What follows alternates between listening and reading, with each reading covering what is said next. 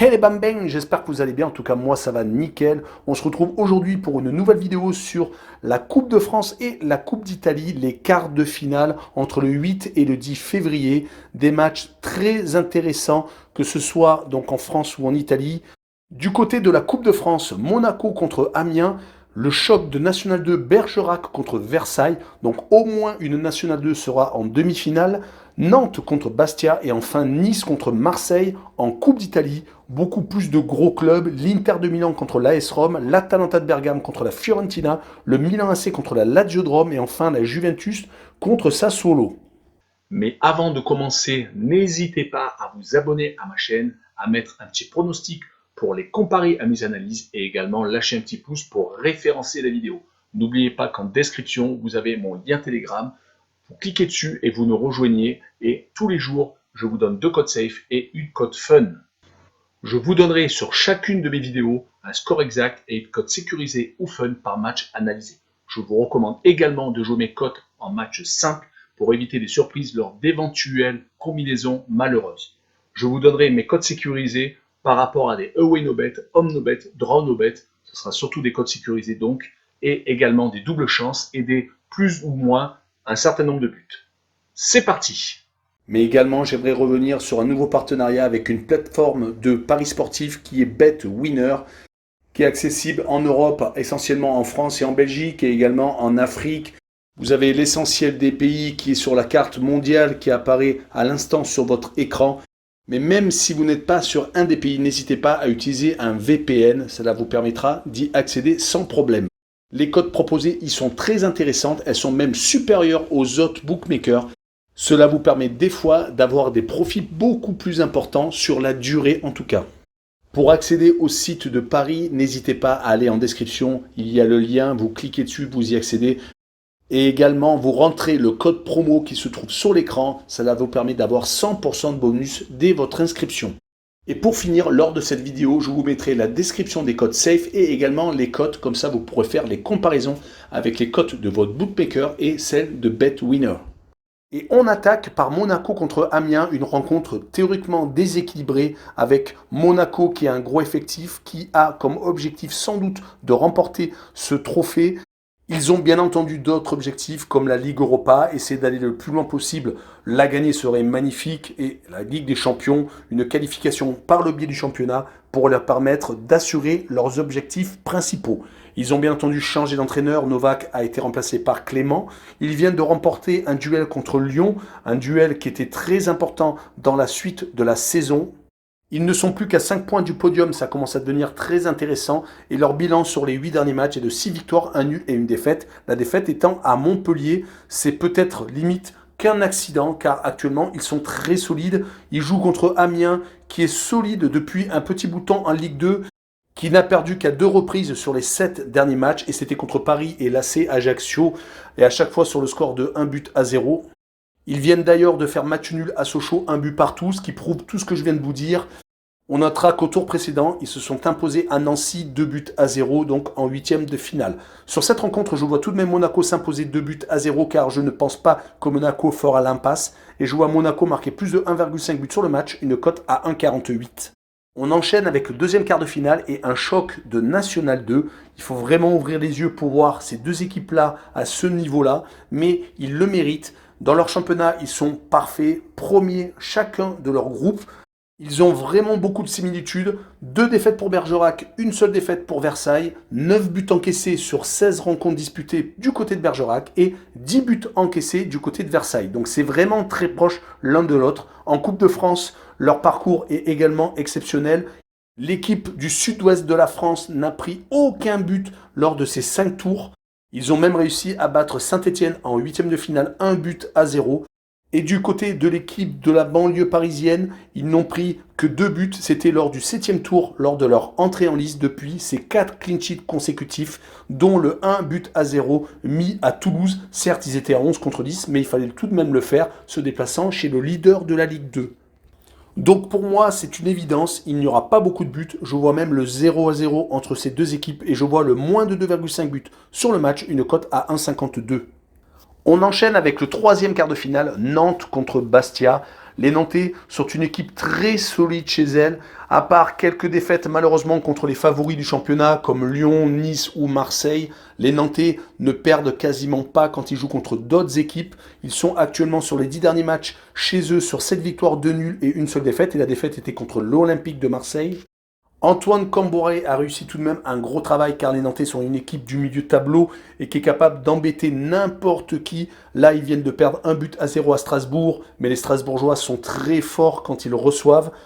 Les Nantais sont donc en quart de finale et ça devient un objectif, surtout que beaucoup de grosses équipes ont été éliminées. Ils ont même une chance inespérée d'accéder aux demi-finales et on ne sait jamais, ils ne sont plus qu'à 3 rencontres d'un éventuel trophée. Ils reçoivent les Corses qui viennent de remonter en Ligue 2 et qui étaient un petit peu dans l'anonymat, mais leurs remontées successives font que Bastia est une équipe qui a changé d'entraîneur en cours de saison, mais qui devient très embêtante à jouer, qui a réussi l'exploit de se qualifier à Reims au pénalty, qui sont invaincus en Ligue 2 à domicile. Il faut le faire, surtout qu'ils sont tout de même en bas du classement. Ils ont donc changé d'entraîneur avec maintenant Régis Brouard qui fait du très bon travail. Par contre, à l'extérieur, c'est assez moyen. Ils n'ont gagné qu'à 2 reprises en championnat. Et je les vois malheureusement s'incliner à Nantes 2-1. Et je vois le plus de 1,5 buts sur la rencontre pour vraiment assurer le coup, car on ne sait jamais, une cote à 1,35. Et on finira le 4e quart de finale. Le plus beau peut-être, Nice contre Marseille, donc un choc de Ligue 1. Les Niçois viennent de perdre leur 2e place au profit des Marseillais, car les Niçois viennent de perdre à domicile contre Clermont. Ça devient une habitude pour les Niçois de perdre des points à domicile. C'est déjà leur 4e défaite à domicile. Heureusement, ils sont exceptionnels en déplacement, ayant éliminé le Paris Saint-Germain d'ailleurs au pénalty lors du tour précédent. C'était tout de même la seconde fois qu'ils venaient faire 0-0 en déplacement au Parc des Princes. La différence de résultats entre les matchs à domicile et les matchs à l'extérieur prouve peut-être que Nice est plus fait pour jouer le contre plutôt que de faire le jeu. Mais le problème est qu'ils vont recevoir Marseille qui est meilleur à l'extérieur qu'à domicile, même si le 5-2 contre Angers prouve le contraire au moins ponctuellement. Marseille a changé son système de jeu contre les Angevins, même s'ils perdaient 2-0, ils ont réussi à renverser la situation et marquer 5 buts à partir de la 18e minute de jeu. Mais est-ce que Sampaoli va utiliser la même façon de jouer à Nice? J'en doute, car à l'extérieur, le système de Sampaoli a fait ses preuves, à part bien entendu le match de Lyon, mais encore c'était assez spécial.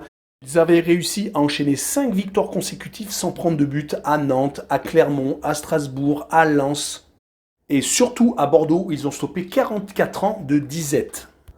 En tout cas, quelle équipe va être alignée des deux côtés? Je pense que ce sera bien entendu l'équipe type. Il n'y a pas à faire d'impasse. Et je vois sur la dynamique actuelle les Marseillais s'imposer 1-0 en déplacement. Et je vois la double chance N2, une cote à 1,53.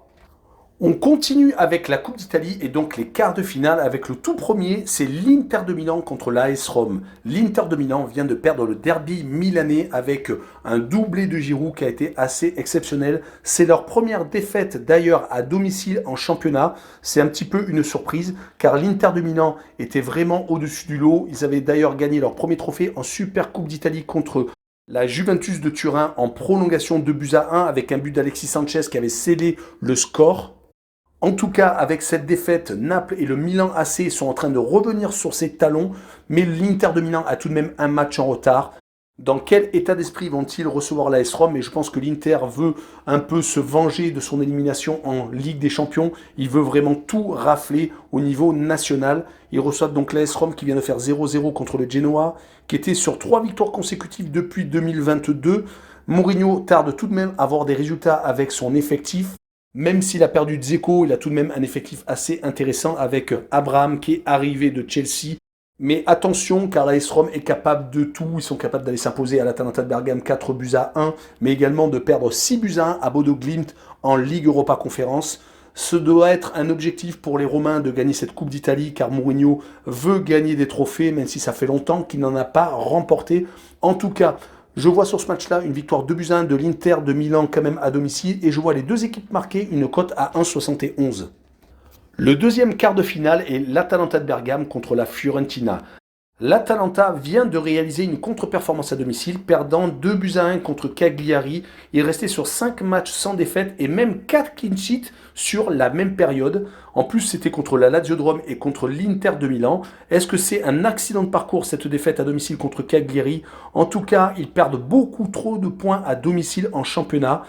Mais malheureusement, ça s'est également renouvelé en Ligue des Champions où ils ont perdu contre Villarreal leur qualification pour les huitièmes de finale de la compétition Rennes.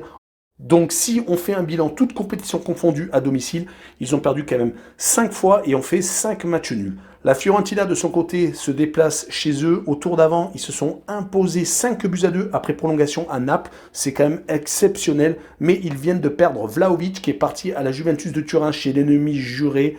D'ailleurs, ça s'est peut-être ressenti de suite car ils viennent de perdre le dernier match de championnat à domicile 3-0 contre la Lazio de Rome.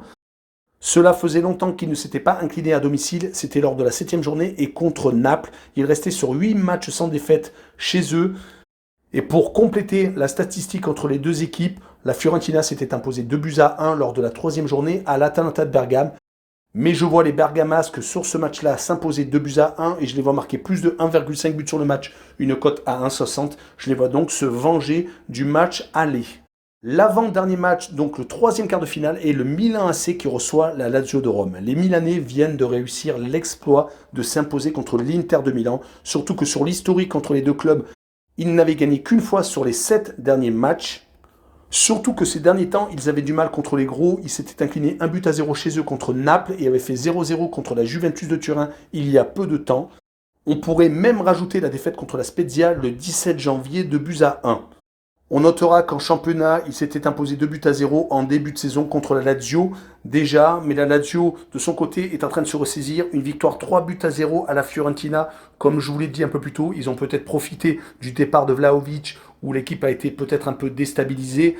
Ils sont sur 4 matchs sans défaite et ont réalisé 4 clean sheets consécutifs, ayant tout de même rencontré donc la Fiorentina et l'Atalanta de Bergame.